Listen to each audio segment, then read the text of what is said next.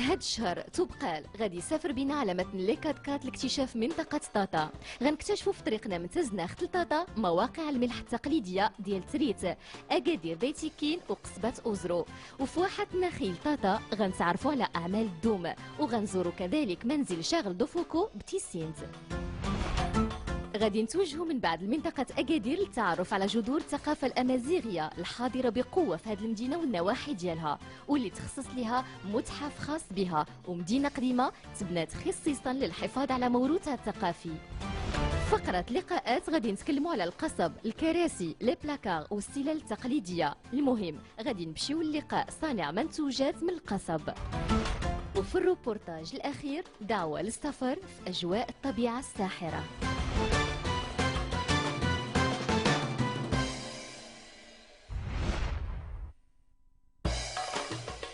الوجهة المقبلة هي طاطا والنواحي، واللي غادي نمشيو ليها على مثل لي كات باش نكتشفوا هذه المنطقة اللي كتضم تراث أثري غني بمثابة شاهد على حضارة متميزة عاشت الآلاف السنين.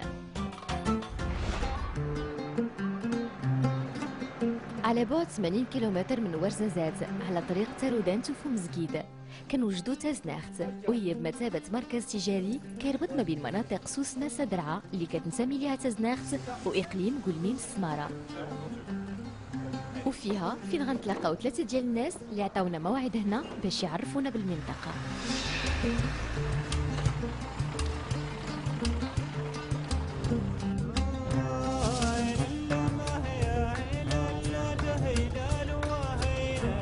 شدينا الطريق لطاطا، والمرشد السياحي ديالنا لهذه المغامرة هو باتريك اللي كيرافقو الشريك ديالو سيلفان والسائق عبد الرحيم. On descend de la montagne et là on rentre dans la zone des oasis qui est celle du drap, hein, donc on se rapproche du drap et à partir de là moi je crois qu'on va pouvoir découvrir les premiers douars, les premières casbahs ici des Enagas.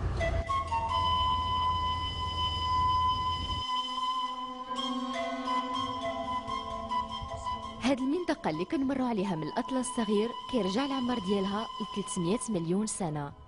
المنطقة ما معروفاش بزاف وطبيعتها القاحلة كتعلن عن قرب الصحراء.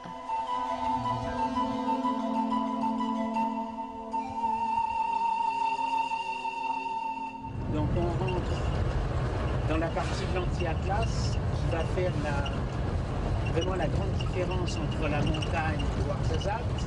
Et puis on rentre dans la région des palmeraies, les premières palmeraies. وسط طبيعة من الجبال والأودية اللي كتعتبر من أكثر المناطق القاحلة في المغرب. العثور على الماء هو أمر نادر وما كيتواجد إلا في أماكن قليلة، بحال مثلا حات النخيل اللي كنوجدوا حولها بعض القرى المتكونة من منازل قليلة كيعيشوا سكانها من الزراعة وتربية المواشي. Tiens, il y a quelques dromadaires là ici, là, voilà. Donc là c'est un petit peu déjà c'est l'élevage. On est sur les contreforts de l'Atlas, mais ça commence et ben là avec la transhumance il y a les petits.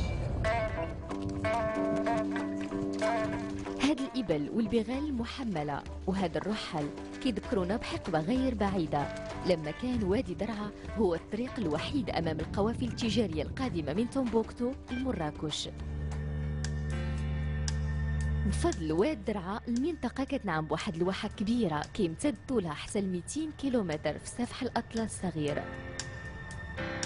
منظر طبيعي بمثابة نعمة وسط هذه الطبيعة القاحلة، لكن أيضا محط للأطماع الخارجية، الشيء اللي خلى الرحل وسكان الوادي من هذه القرون يبقوا دائما في حالة تأهب لحماية أنفسهم ومنطقتهم من أي غزو خارجي.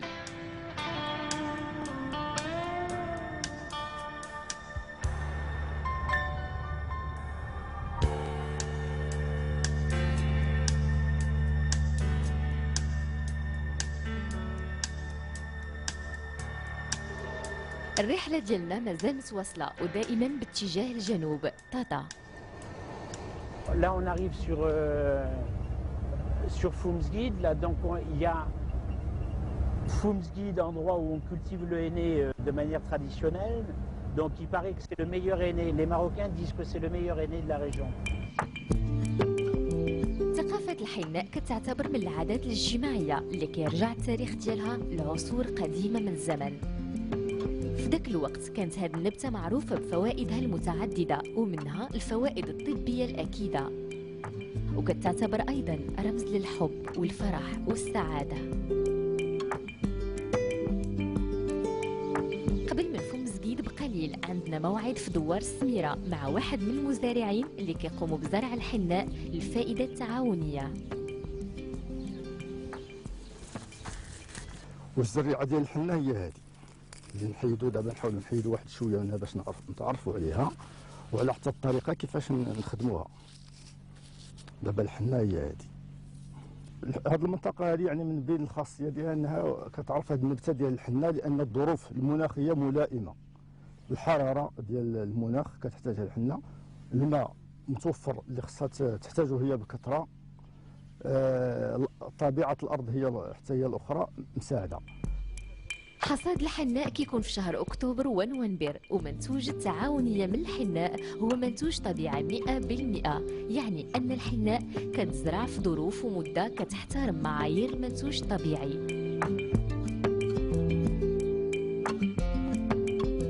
من بعد الحصاد ديال الحناء كيتم جمعها في مخازن جماعية لتجفيفها، وهي اللي كيورينا دابا باتريك.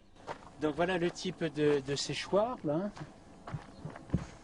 Donc comme on le disait, donc là c'est pas la saison du séchage, hein, mais donc ces grands couloirs et qui vont permettre, disons, d'avoir des structures intermédiaires et qui vont permettre d'avoir un petit peu, grâce à ce courant d'air, entre la chaleur des murs, donc toujours dans ces régions oasiennes, tout a été calculé dans l'habitat pour que des murs soient chauffés, surchauffés. Le mur chauffé fait que l'air chaud monte, attire l'air frais et provoque, disons, une ventilation. Donc ils arrivent à sécher ça comme ça.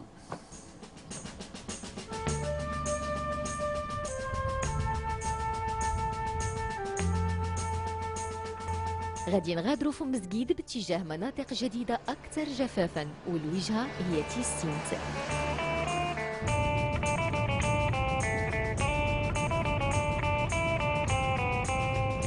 جبل باني هو هضبة كتمثل آخر حاجز كيفصلنا على الصحراء، أعلى ارتفاع فيه كيبلغ 700 متر. هاد المناظر الطبيعية اللي كتخللها الوديان واللي تشكلات بفضل الرياح كتذكرنا بمناظر أفلام الويسترن.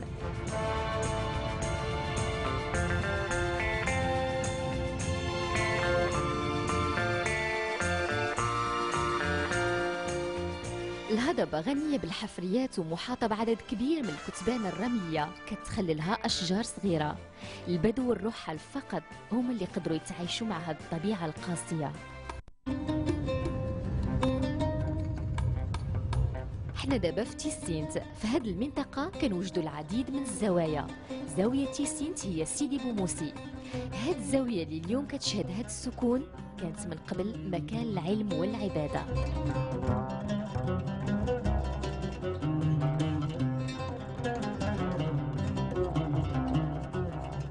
تيسينت تقع وسط الطريق التجاري ديال القوافل اللي كانت كتوجه للسودان.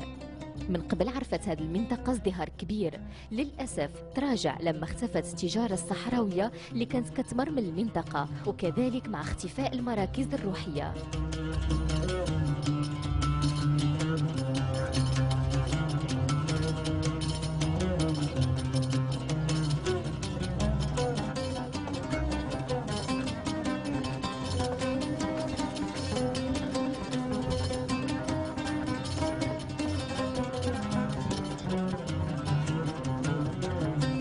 اشتهرت أيضا بفضل شارل دو فوكو اللي استقر فيها لبعض الوقت سنة 1883 قبل ما يولي كاهن. في المنزل اللي سكن فيه شارل دو فوكو لمدة سنة غادي نتلاقاو حفيد الراجل اللي كان الصديق ديالو. كان سيدي حاج برهيم صاحب شارل دو فوكو، كان سيدي كان جاسوس، كان تلاقى معاه تصاحبوا معاه وكان يساكن هنا. عجبته هذه المنطقة، كان كيكتب عليها وسميتو على اللوكوم وقا طاطا المغايميمة كلشي هاد المناطق كلشي كان عجباتو كيكتب فيها. حنا كنحاولوا نحتفظوا بها راه كيما كانت باقيه بالرسوم ديالها بكلشي ديالها حتى شي حاجه ما تغير فيها.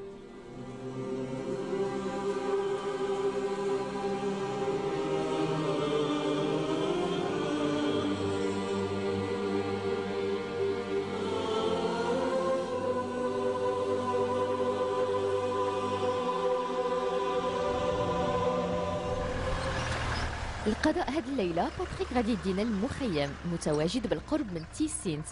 قام بإنشاؤه سنة 2004 من بعد ما عاش بمراكش 35 سنة كمهندس مدني. بالليل وحول النار الدافئة المحادثات مع السياح حول تاريخ المنطقة غادية على ما يرام. Qu'il a vécu ici. Mais vous connaissez son histoire de Foucault, non? Bah oui, mais Un Charles de Foucault qui pourrait se faire. Ah oui. Il a laissé des marques, hein, il a laissé des écrits et ça représente beaucoup de choses quand même. Hein. ah, moi j'ignore totalement alors.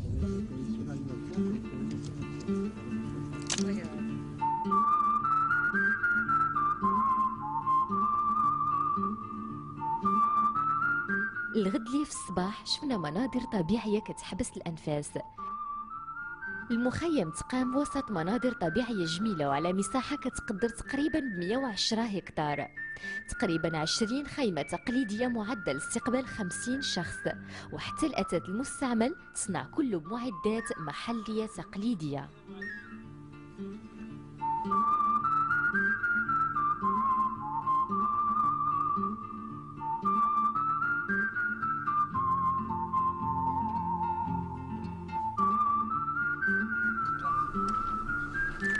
في وقت الإفطار مدير المخيم سيلفان وباتريك كيقوموا بإعداد برنامج اليوم.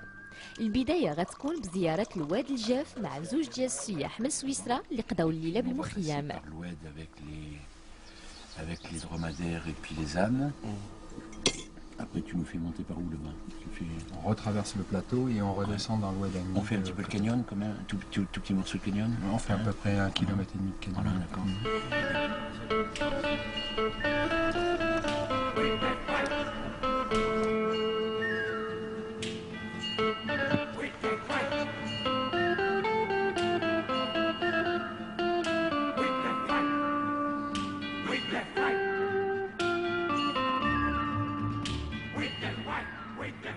On est dans un canyon qui a été créé en fait par la fonte des glaciers de l'Atlas.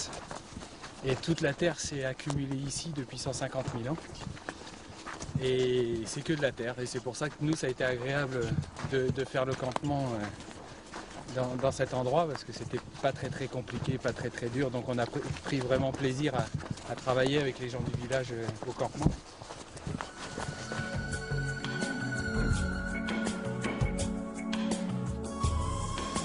واخا كتبان عليها مهجورة تماما، إلا أن هذه المنطقة والوديان ديالها هي تجمع لعدد كبير من الحيوانات بحال غزال دوركاس، الخرفان البربرية، ابن قهوة والثعالب الحمراء.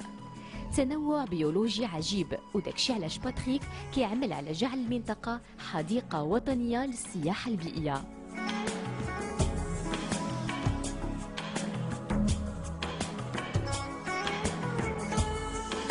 وصلنا للواد المالح واللي فعلا الماء ديالو مالح واحد شويه.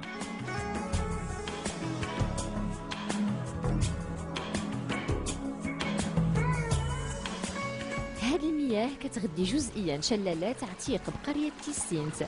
هاد الشلالات كتنزل في احواض مائيه عميقه كتشكل نوع من المسابح الطبيعيه.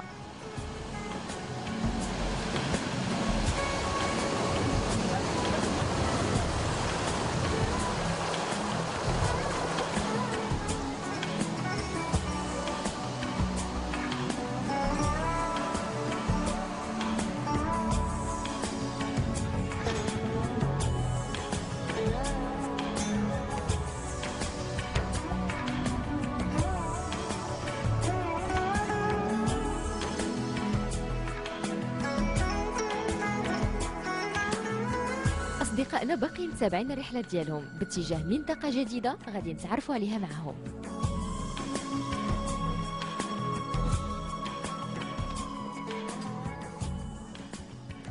On va par cette oued directement aux salines de Trite. Et les salines de Trite, vous allez voir, c'est pour ça que tout est dépouillé ici, c'est que tout est salé en fait. L'eau dessous est salée, toute la terre ici est salée. Et c'est pour ça que non seulement il n'y a rien qui pousse, et c'est pour ça aussi que les gens nous ont acceptés aussi dans cet endroit, parce que pour eux c'est une terre inculte.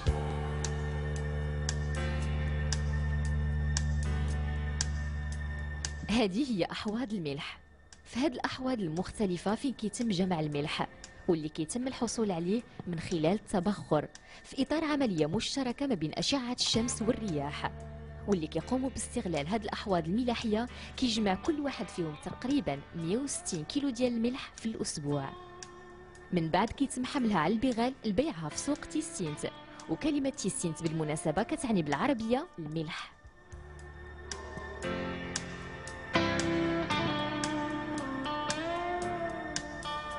Donc là, en fait, c'est l'ancien pont du lac Salé. Dans tous les cas, c'est là où tous les dépôts de sel sont là pour ça. Voilà, voilà. Là, ici, il y a dû avoir un lac salé à un moment donné, et tout s'est déposé et la terre est toute salée. Voilà, donc ça, c'est qu'on a un peu du sel. Voilà, ça, c'est les banques. Ça, c'est les banques. Voilà. On appelle ça les banques, mais je ne sais pas si celle-là, il y aura quelque chose dedans.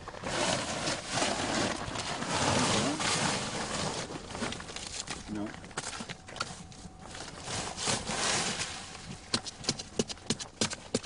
Donc, ouais, donc le sel est stocké à l'intérieur de ce trou, c'est on le du met sel. là-dessus. On va en voir, il va y en avoir là-bas.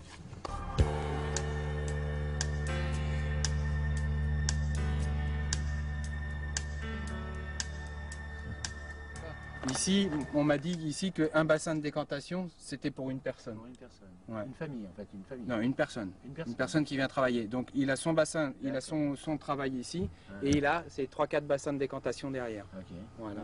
Donc ici, on peut voir qu'il y a 1, 2, 3, 4, 5, 6, il y a 6 ou 7 personnes qui travaillent ici, parce qu'il y en a peut-être une autre là. Ouais. Voilà. Il y en a une Donc, autre ici. Ouais. une autre là-bas, bon allez, on va dire une petite dizaine de personnes qui travaillent ici. Ouais, ça fait une dizaine.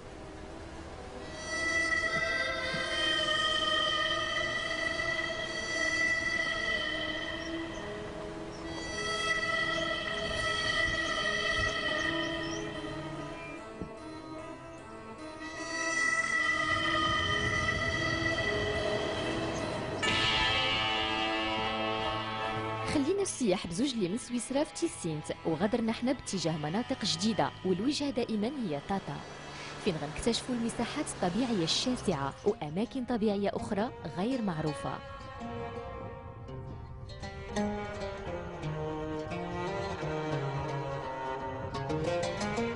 قبل ما نوصلوا لطاطا بشوية وقفنا في قرية أيتيكين لزيارة مبنى جماعي خاص بالخزين واللي كيتستخدم لتخزين المحاصيل وحمايتها من اللصوص. Dans l'histoire des Agadir, ce qui est super intéressant, c'est que des maisons pisées comme ça, quand il y avait les razzias et que les gens arrivaient à mettre un petit peu tous leurs biens à l'intérieur de ça, comment faisait-on pour défendre un élément comme ça? Ils se défendaient en élevant les petites abeilles sahariennes, et les petites abeilles sahariennes qui sont très fidèles avec ceux qui les élèvent, et les gens en fait jetaient les ruches sur les assaillants, et ça permettait avec tout ça, disons, de défendre l'Agadir et les biens. Alors là, tu as une serrure, c'est une œuvre d'art. C'est une œuvre d'art, il y a une porte. C'est une œuvre d'art. La baisse. Et là, il y a une œuvre d'art, disons une vraie... La porte aussi, elle est super. Disons la porte, ça c'est les portes un petit peu de la région de Tata avec le disons, c'est les Malem qui à un certain temps se faisaient plaisir de faire la beauté dans des choses simples, l'utilisation de matériaux simples, mais qui permettaient de définir un art précis.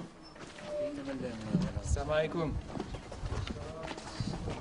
بخير سيدي لاباس بخير.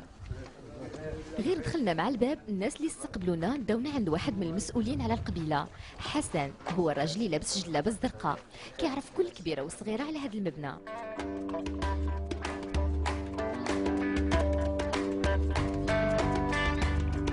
توزيع غرف أكادير كيتعمل على طريق القرعة، كل غرفة عندها باب ومفتاح خاص بها كيتعطى لرب الأسرة. وكل بيت من هاد البيوت كيتخاد منه جزء من المخزون باش يتعطى للفقراء والإمام وحراس هاد المبنى. غادي تقول شي حاجه مع اكادير دابا؟ واخا كلش لحها ماشي مشكل. اكادير غادي تخزن طمزين اسنكار يقاين هذا الشيء الفايت تلمزين غادي يجري غير كذا الحاجه اللي مهمه والو غير كذا غادي تخزن غير طمزين يغسلوا ارزت ونعاود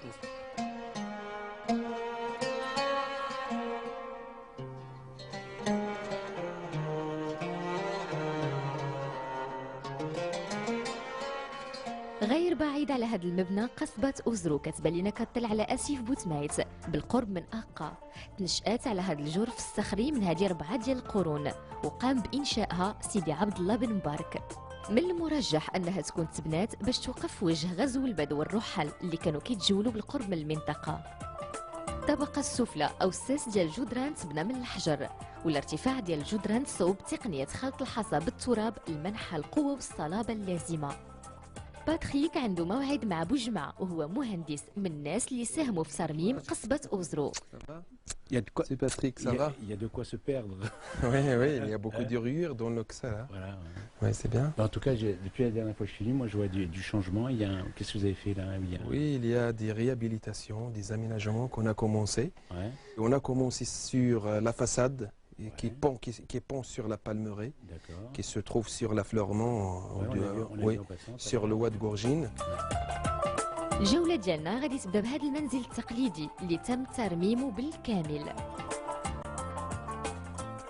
نحن الآن وسط واحد المنزل اللي عريق تقريبا أزيد من 350 سنة اللي كيتميز بواحد الهندسة معمارية اللي هي مهمة جدا وجا فوق واحد الجبل سفح تقريبا في العلو ديال الجبل وكيتسمى حصن الحجر لأنه مبني على الحجر على الجبل.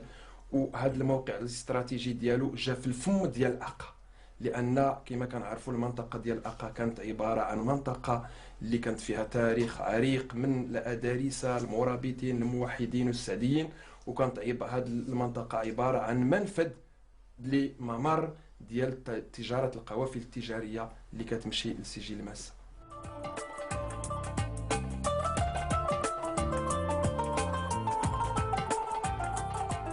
من أعلى أبراج القصبة يمكن لنا رؤية واحة أقا من بعيد واللي كتضم بدورها كنز معماري آخر وهي بقايا مئذنة كيرجع إنشائها للقرن الثاني عشر وفي الغالب تبنات في عهد الموحدين.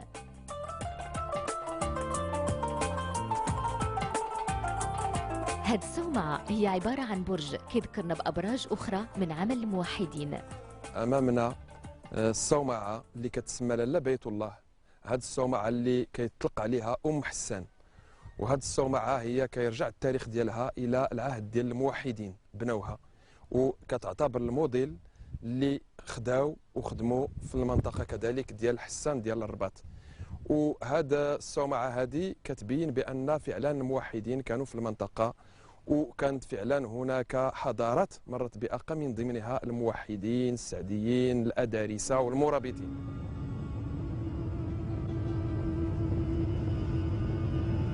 مازالين غادي نقطعوا بعض الكيلومترات من الصحراء باتجاه موقع تاريخي قديم جدا وهو مكان المنحوتات الصخرية ديال منطقة طاطا.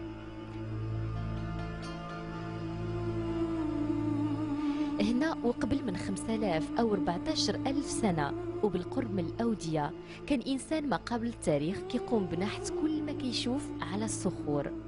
L'intelligence d'un lieu pareil, ben, c'est que l'on voit, alors là, à travers des bovidés qui sont là, là ici on va voir tout ce qui est gazelle. Donc là on voit bien par exemple une gazelle très précisément avec ses cornes. Et puis là, des troupeaux d'animaux, ils sont figurés par plusieurs animaux les uns à côté des autres. Et, disons, avec des oryx, avec pratiquement la grande corne derrière, ceux-là qui ne sont pas appareillés. Donc alors, l'intelligence de gens également qui sont venus pratiquement à 10 000 ans de différence et qui ont respecté 2 sites à l'espace de 3-4 mètres par rapport à ça. تاريخ بأكمله منحوت على الحجارة بواسطة يد الإنسان لكن أيضا من خلال الطبيعة نفسها بحال هاد الكهوف ديال مساليت بحيث كيتخيل لنا بحال إلا واد طاطا كان كيشكل في هاد المكان شلال كبير لكن مع تغير المناخ ومع الجفاف تصدر الماء جف من بعد، لكن ماء المطر كمل مهمة نحت هذه الصخور حتى جعل منها كهوف ومناظر طبيعية جذابة.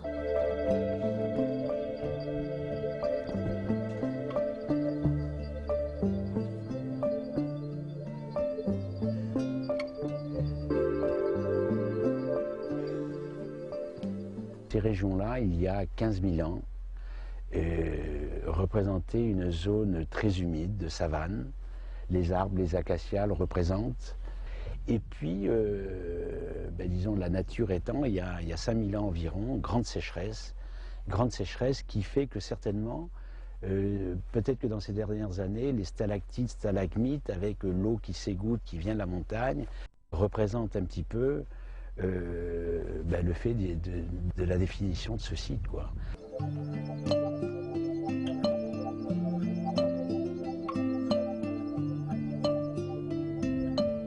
لحسن الحظ أن الماء ما جفش في واحات طاطا وكيتعتبر المصدر الرئيسي بالنسبة لها. واحات منطقة طاطا هي من بين أهم واحات المغرب، وهي بوحدها كتمثل 20% من أشجار النخيل بالمغرب.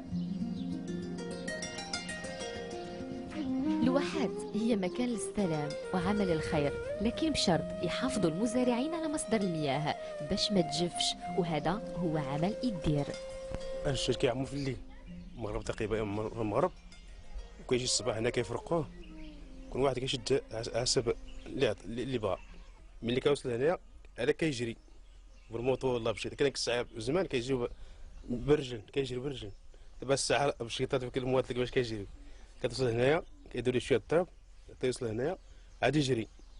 ملي كيوصل هنايا هذا كيشرب هنايا، ملي هذا كيكمل حتى هو يوصل هنايا عاد يجري، هذا يجري هذا الشيء حتى هو. ملي كيجري حتى يوصل هنا هذا الشيء كيتسد صافي، حتى غدا عاوتاني ويعمر الشارج قبل المغرب وكيعمر الشارج. واحات طاطا ما كتقدمش للساكنه فقط غير الثمار، لكن ايضا اوراق النخيل اللي كتستعمل كمواد اوليه في صناعه الدوم، بالاضافه للاستيقان ديال بعض النباتات اللي كتنمو بالقرب من مجرى المياه.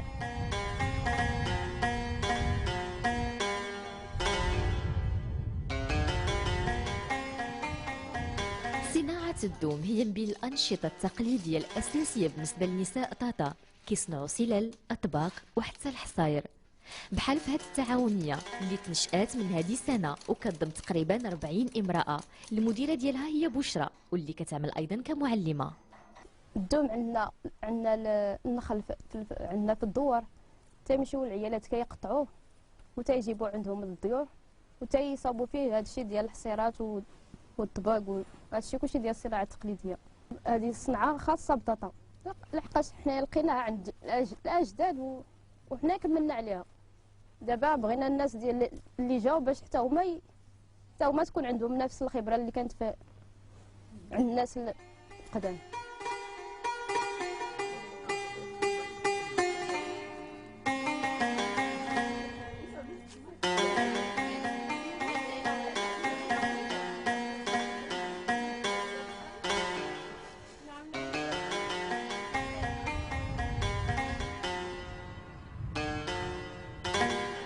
آخر هذا اليوم غادي نتوقفوا لقضاء الليلة بهاد الدار ضيافة بدوار إنفيان. باتريك تلاقى مع واحد الصديقة قديمة وهي اللي كتسير المكان.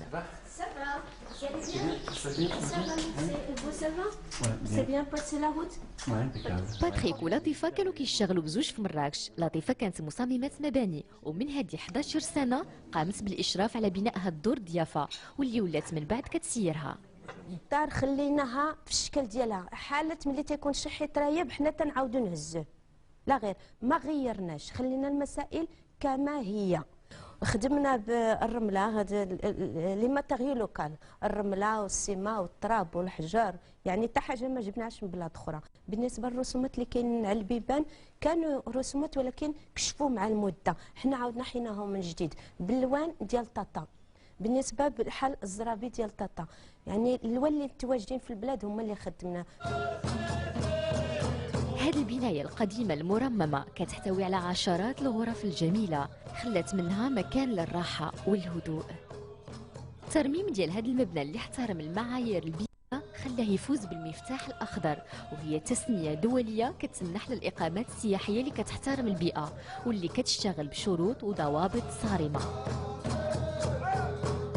في الليل الموسيقيين والمغنيين ديال فرقة أحواش بمنطقة طاطا ودعونا بالطريقة ديالهم.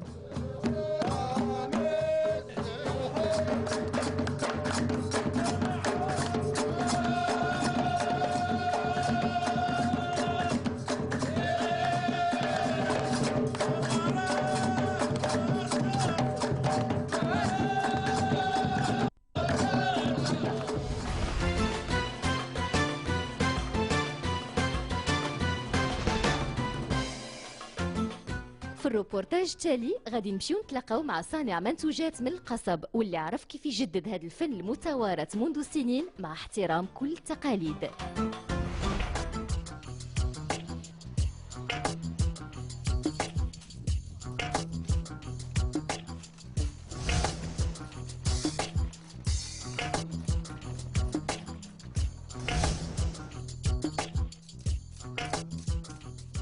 حرفة القصب واخيلا تقريبا الله اعلم بدات من مراكش والنواحي ديالو تقريبا، ودابا راه انتشرت في المدن ديال المغرب كلهم تقريبا.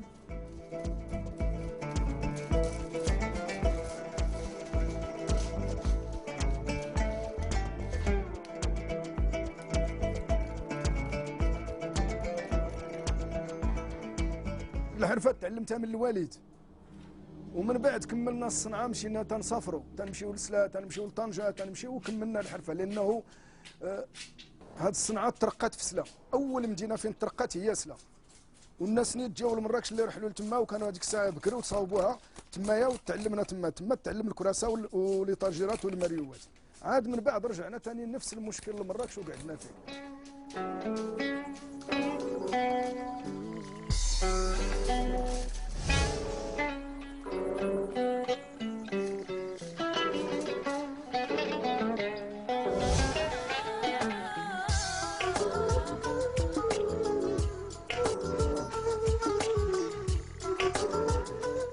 القصبه سيدي تيتقطع في واحد الوقت في العام، هذيك الوقت تنخدموه خضر، ولما باقي تيكون تنوقفوه تيبقى تيبس وتنوليو نرطبوه، ملي تنقسموه وتنرشقوا داك الشيء وتنوليو نرطبوه.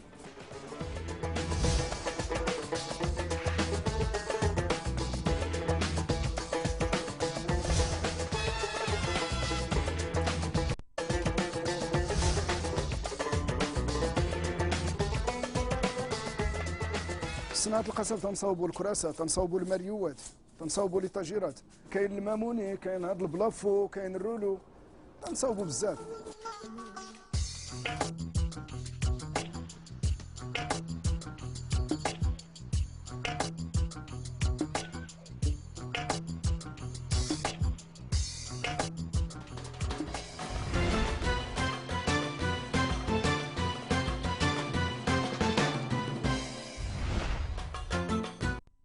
السفر مازال مستمر، والوجهة هذه المرة هي أكادير والنواحي، تما فين غادي نكتشفوا جذور الثقافة الأمازيغية الحاضرة بقوة في هذه المدينة والنواحي ديالها. الثقافة الأمازيغية كتستمد القوة والإلهام ديالها من جذور تاريخية قديمة، وكانت حاضرة في المغرب من قبل وصول الرومان، ومن المحتمل يكون الأصل ديالها هو الحضارة الفينيقية اللي فتحت مراكز تجارية بحرية وصلت حتى لموريتانيا.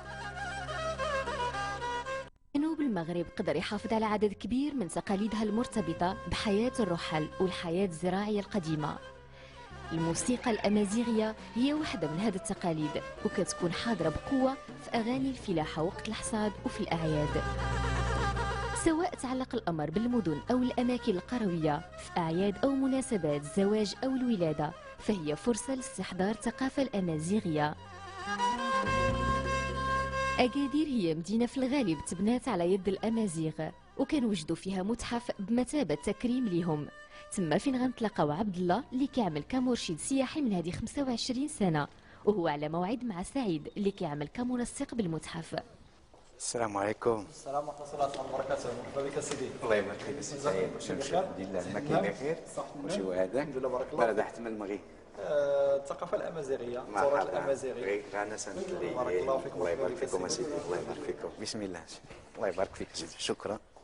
سعيد كيعمل بهذا المتحف من هذه تقريبا 10 سنين، ومن قبل كان كيعمل بمتحف امازيغي اخر. التراث الامازيغي عندنا بعض الادوات اللي كتشهد على الحياه اليوميه اللي كتستعمل مثلا في الحياه اليوميه ديال الانسان الامازيغي. نعم. مثلا الخشب، عندنا لابوتري، عندنا لي طابي، عندنا لو بوا، عندنا مسائل عديده ديال نهايه القرن التاسع عشر ديال هذه المنطقه هذه واللي كتمثل التراث الامازيغي. كلمه اكادير كتعني الحصن المنيع، وبزاف من هذه المنتوجات المتواجده بالمتحف عندها علاقه بالزراعه وبالحياه اليوميه للساكنه. دار الرواق فاش كنتواجدوا الان هو واحد الرواق اللي كنبينوا فيه الصور ديال ايغودار. ايغودار هو جمع اكادير. اكادير هي كلمه امازيغيه كتعني المخزن ديال الحبوب، المخزن المحصن. كما كتعرفوا المنطقه الجنوبيه المغرب هي منطقه جافه، ونظرا لسنوات الجفاف المتعاقبه فكروا الناس بكري كنقولوا 6 القرون 7 القرونيات بكري بانهم يبنيو ما يسمى باكادير، الحصن المانع، فين كيخبيو سميتو الزرع ديالهم، فين كيخبيو الاشياء اللي عندها اللي ثمينه، مثلا لي بيجو ديالهم كما شفنا، مثلا العقود ديالهم. كنشوفوا هنا واحد لا كوليكسيون ديال لي مانيسكري اللي كيبينوا لنا كيفاش التاريخ كان سميتو، كيفاش كانوا الناس كيأرخوا المسائل ديالهم. من بعد أكثر من 50 سنة مرات على زلزال مدينة أكادير واللي دمر جزء كبير منها، كانت المحافظة على ذاكرة المنطقة مسألة في غاية الأهمية.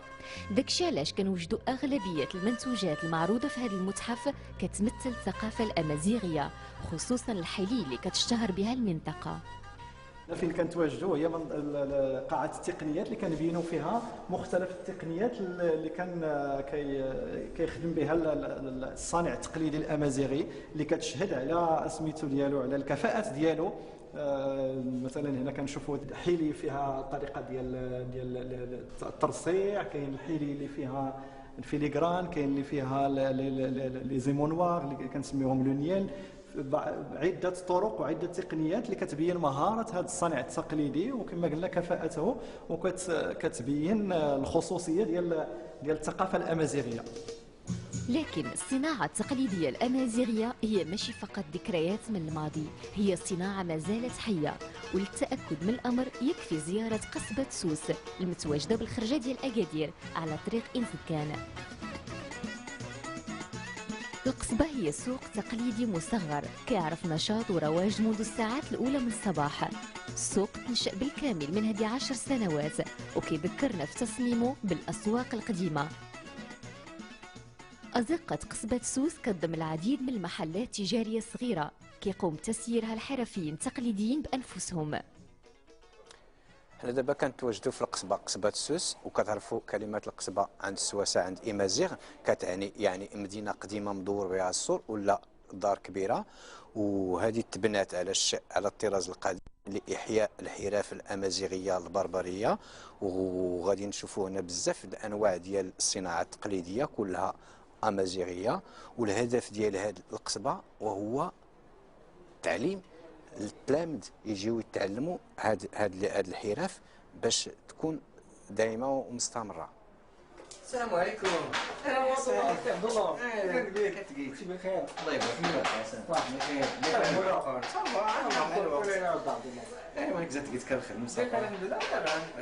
حسن اللي كيستقبل المرشد ديالنا في المحل ديالو هو خير مثال على انتقال المعرفة من جيل لآخر.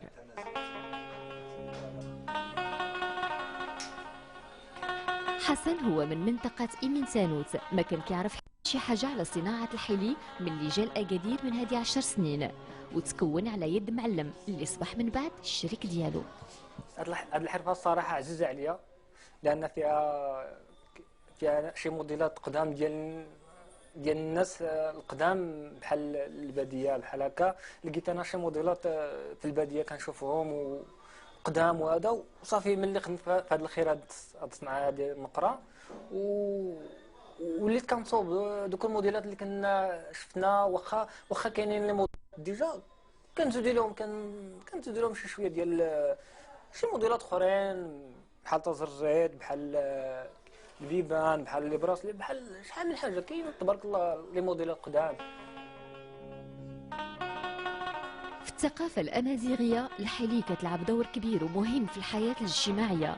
فبالنسبة لسكان المدن كيستعملوا الحلي اللي من الذهب أو من النقرة المشلة، أما بالنسبة لسكان القرى فكيستعملوا الحلي اللي من النقرة وكتكون عادة من الطراز القديم والبسيط.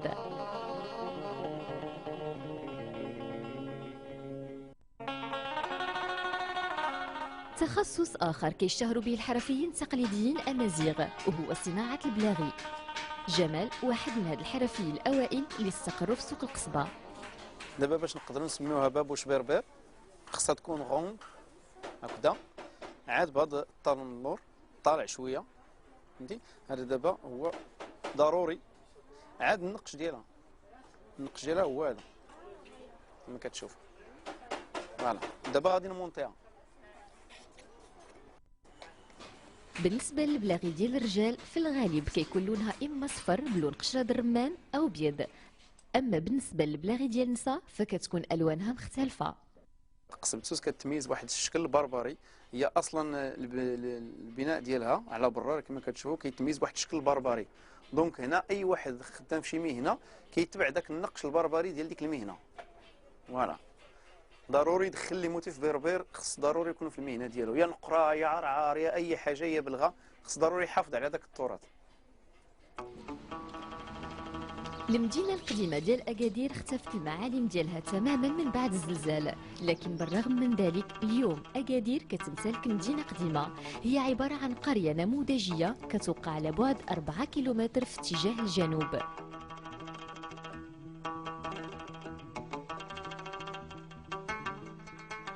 قام بتشييدها من هذه 20 سنة الإيطالي كوكو بوليزي اللي تزاد وعاش في المغرب، وهي مدينة نشأت على مساحة 4 هكتار بهندسة معمارية أمازيغية 100%. كل مكونات البناء تجلبات من المنطقة، خصوصا الأحجار الحمراء ديال أرغانا، حجر منطقة أنزي، الحجر الأبيض ديال أكادير أو حجر بوسكورة. صديقنا عبد الله اشتغل هنا كمرشد سياحي من هذه سنين وكيعرف مزيان اسرار مدينه بوليزي. والشلوح هنا في هذه الناحيه كيديروا الحفلات ديالهم الاعراس ولا بحال هذا الشكل كيديروا في هذه القاعات، وكتشوفوا الناس كيجلسوا في الجناب ديال القاعه باش ياكلوا ويتفرجوا في الوسط. كاين السبيكتاكل ديالهم احواش ولا الروايس. وشوفوا هذا البلافون اللي حتى هو امازيغي حر، والسميه ديالو هي الريح، ومصوب بالخشب ديال اللي كيتواجد في عين المكان. وهنا كانت غابه الكاليتوس، وكوكو بوليزي استغل هذا الخشب ودار به الريح. وشوفوا لي فورم جيومتريك بحال الزربيه المغربيه.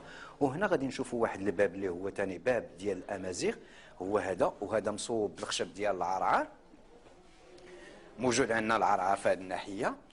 علاش هاد البيبان كيكونوا قصار هكا؟ لان الا بغيتي تدخل عند شي عائله امازيغيه خصك تعطيهم واحد السلام وتحنا بزز منك وتدخل هكا وتقول السلام عليكم وتمشي ديريكت للصاله ديال القاعه الاستقبال، وما تشوفش لا على اليمين ولا على اليسار باش ما تشوفش النساء في ذاك الوقت.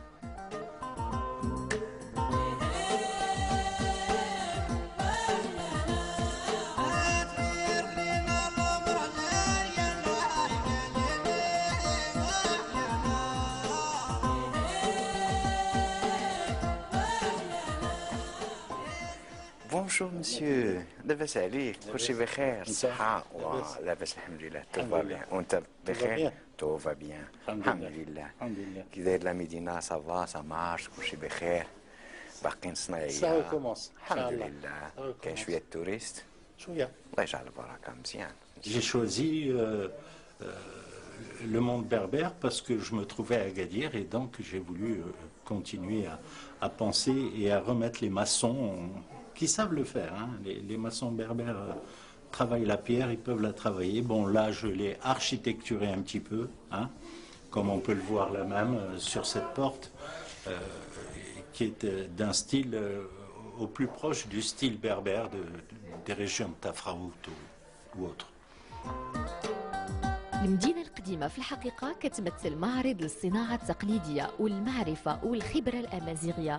هذه القرية كتجمع بين أساليب وأنماط مختلفة ومميزة، وفي كل زيارة كنكتشفوا جوانب جمالية جديدة. وحتى كوكو بوليزي معجب بالعديد منها. Ça a été fait par les deux maçons, les deux frères Tadert. D'ailleurs, elle s'appelle la porte Tadert, Bab Tadert. C'est un cadeau fabuleux parce que ça m'a beaucoup surpris. Ça m'a beaucoup surpris. Par contre, nous avons gardé tous les dessins berbères. On les a insérés, ils les ont insérés eux-mêmes dans la masse, parce que tous les dessins que vous voyez font partie du mur porteur, carrément. C'est fait en même temps. هذه الفتوحات المقوسة كتذكرنا بالتجارة في الأسواق والمدن قديما. تصاميم ذات المستويات المختلفة كتغري بالتجول داخل السوق، خصوصا وأن الزوار يقدروا يشوفوا جميع مراحل العمل اللي كيقوموا بها الحرفيين التقليديين مباشرة وفي عين المكان.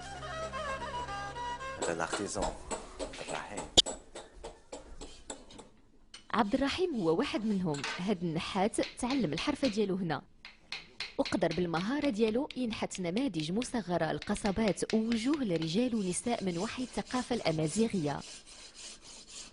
وهاد لا بيير هي سبيسيال تاع لا سكولتور، كنسميوها لا بيير دو تاغ رودوند دي، وها هي سميتو لا ماتيير بروميير. باغ اكزومبل بحال لي ستيل بربر بحال هكذا لي فام بربر، وكاين اوسي بحال هكذا لا فام و سون انفون. كاين بحال هادي لو سامبول ديال لا فامي بربر، فاش كاينه لا فام l'enfant et le père.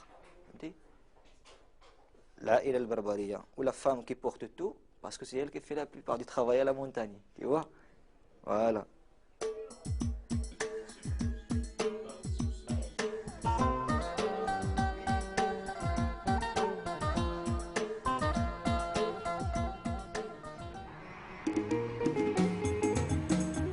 للتعرف أكثر على هذه الثقافة، عبد الله غادي يدينا على بعد 60 كيلومتر باتجاه شمال أكادير لإيموزار إيدا وتنان.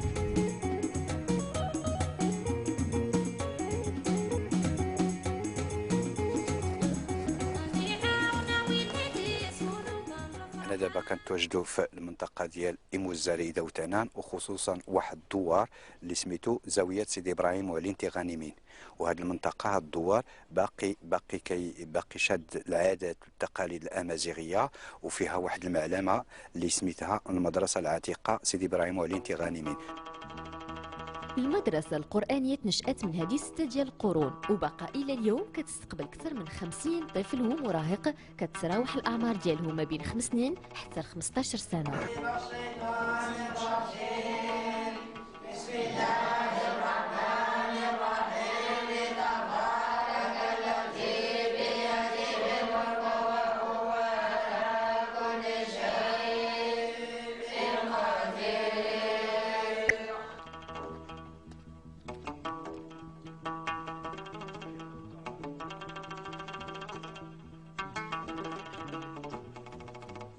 أبواب قصيرة مصنوعة من الخشب، نوافذ صغيرة للحفاظ على خصوصية السكان، سقوف من خشب وأزقة ضيقة. الهندسة المعمارية للقرية كتحمل الطابع الأمازيغي بامتياز. احنا باقيين محتفظين بالعادات الامازيغيه. الاركيتكتور امازيغيه 100%. كتشوفوا البيبان باقيين صغار، الشريجمات كيكونوا شريجمات صغار. علاش؟ باش ما تشوفش المراه في الداخل. وكتشوفوا الفران باقيين كيطيبوا في الفران التقليدي، وباقيين كياكلوا كيطيبوا بالطبيعه بالخشب وبالفخر.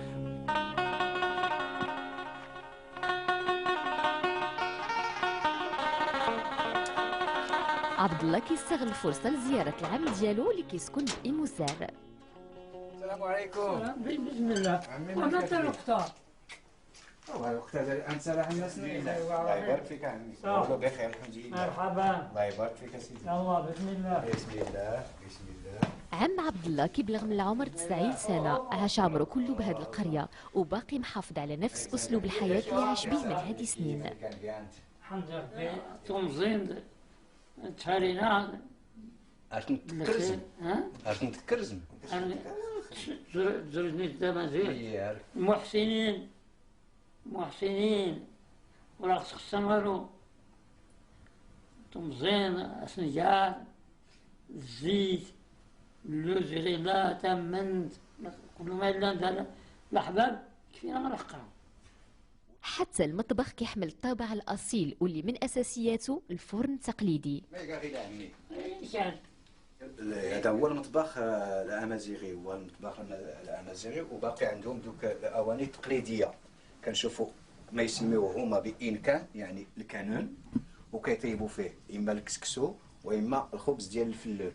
وغادي نمشيو نشوفوا داك لو فور تراديسيونيل، ها هو هنا غادي نمشيو نشوفوه اللي كنسميوه حنا افارنو. افارنو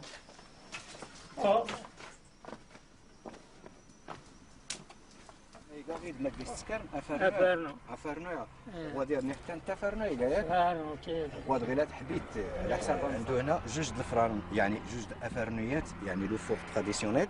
هذا ديال الا كاينين غير الا هما للدار كيديروا الخبز، وهذا الكبير الا عندهم بزاف الضيوف كيجيو وكيستعملوا هذا الكبير. ودابا مغطينو على حساب الشتاء ولا شي حاجه احتياطي، وهذا هما كيستعملوا هذا الصغير دابا، هذا هو اللي كيستعملوا. سواء تعلق الأمر بمرشدين سياحيين، صناع تقليديين، مزارعين أو سكان القرية البسطاء، كلهم كيجمعهم حب الثقافة الأمازيغية اللي كيطمحوا يحافظوا عليها لسنين أخرى من الزمن.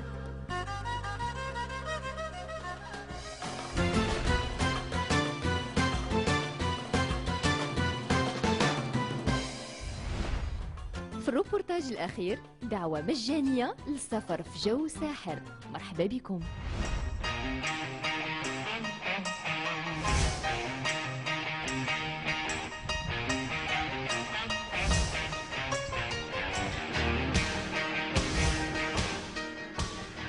La villa se trouve pas très loin de Marrakech, au sud de la ville, dans la direction de l'Atlas, sur la route de l'Ourika, au kilomètre 13, à 2 km le long du canal de Zaraba, voilà, ce qui permet en même temps d'être en ville et à la campagne et près de la montagne, voilà, en ayant tous les avantages que peut offrir Marrakech.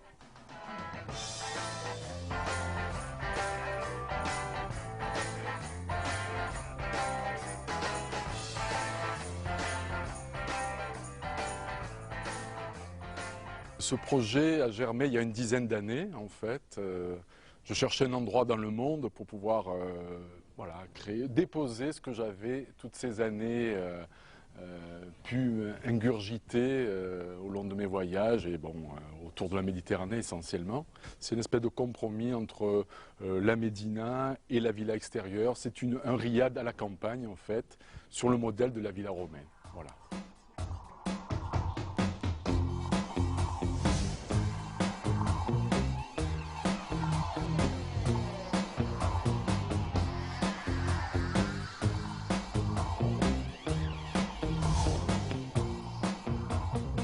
Les influences sont multiples. La civilisation marocaine est plus que 2 fois millénaire. Voilà, donc les influences partent de la villa romaine jusqu'à l'art déco des années 30. Donc voilà, il y a plus de 2000 ans d'histoire et d'influence. Donc là, tous mes voyages qui partent d'Istanbul à Chicago, et ben voilà, années d'architecture. Donc il y a des influences du Moyen-Orient. Donc là, tous mes voyages qui partent d'Istanbul à Chicago, et ben voilà.